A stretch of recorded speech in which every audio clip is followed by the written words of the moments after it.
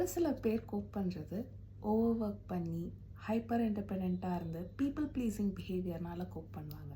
ஏன்னா அவங்க கடந்த காலத்தில் அது ஏதோ ஒரு பர்பஸ் அவங்களுக்கு சர்வ் பண்ணியிருக்கும், ஏதோ ஒரு விதத்தில் அது அவங்களுக்கு பெனிஃபிட் பண்ணியிருக்கும். ஆனால் இந்த கேபிட்டலிஸ்டிக் சொசைட்டி பார்த்தீங்க அப்படின்னா இதை வெறுமனே ரீஇன்ஃபோர்ஸ் பண்ணுறது மட்டும் இல்லாமல் அதை புகழ்ந்து பேசப்படுது, அதை ரொம்ப ப்ரைஸ் பண்ணி ஆஹா ஓஹோ அப்படின்னு சொல்லிட்டு பேசுகிறாங்க.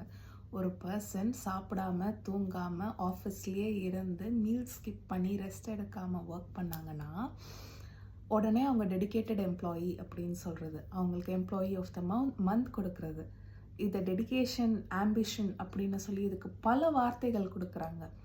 ஆனால் end of the day system benefit ஆகிட்டே போகுது. அந்த இண்டிவிஜுவல் எக்ஸாஸ்டடாக பர்ன் அவுட் எக்ஸ்பீரியன்ஸ் பண்ணுறாங்க. அந்த இண்டிவிஜுவல் ஒரு பவுண்ட்ரிஸ் ஃபிக்ஸ் பண்ணி இல்லைனா அவங்களுக்கான ரெஸ்ட் எடுக்கிறாங்க அப்படின்னா உடனே நீ ஒர்க்கில் ஸ்லோ டவுன் ஆகிட்டே வர அப்படின்னு சொல்லிட்டு சொல்கிறது, அது ஒரு தப்பான ஒரு விஷயமாக பார்க்கப்படுது.